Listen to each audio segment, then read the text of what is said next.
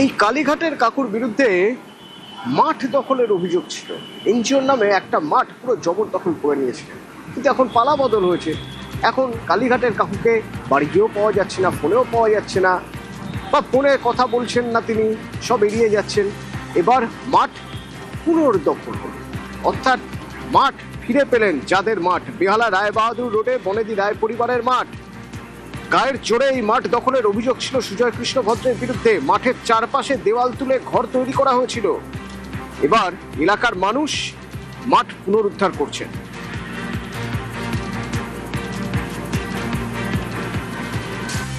এই মাঠটা আমার স্বর্গীয় শ্বশুরমশাই শৈলেন্দ্রনাথ রায় কিনেছিলেন 1947 সালে। উনি ভাবতেন যে ওখানটা একটা খোলা জমি থাক এবং ছেলেরা যেরকম খেলা করছে, তারপরে বিভিন্ন অনুষ্ঠান হতো।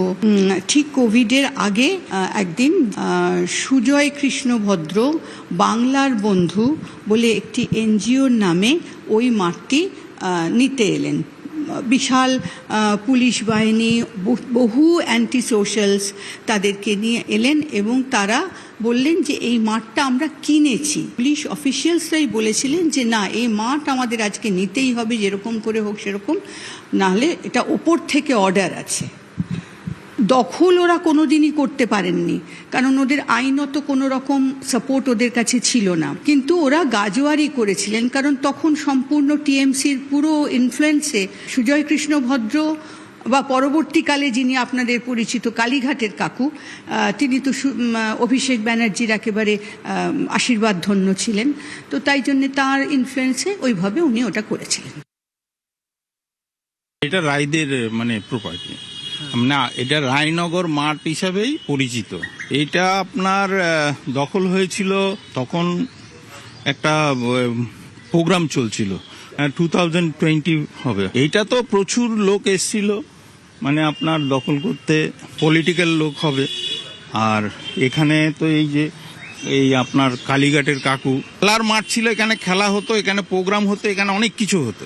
এই হঠাৎ করে কি কারণে আমরা জানি না, সেটা এখানে সবাইকে হাঁটিয়ে এখানে দখল করে বসেছিল। এই গেটে তালা মেরেছিল, এখানটা একটা ঘর করে ফেলেছিল, লোকজন রেখেছিল। আপনার এখানে পুরো ঘিরে ফেলেছিল ওরা, ওদের লোকজন অনেকদিন ছিল।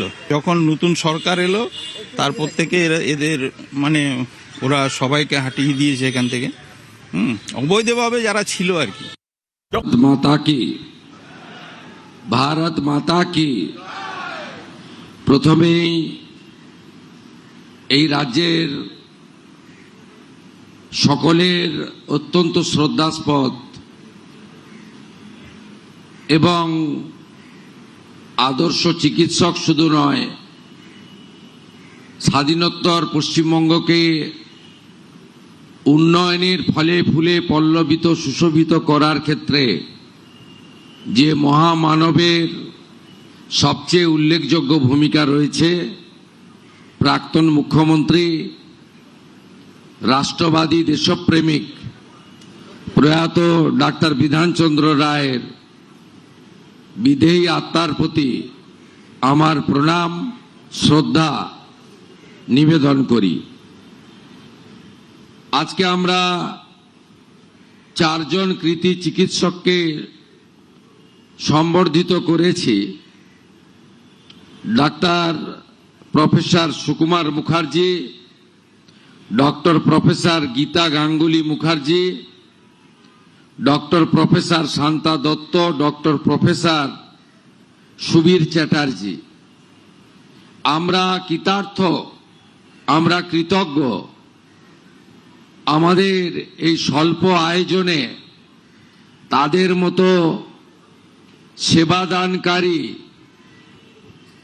এই রাজ্যের চিকিৎসা জগতের অত্যন্ত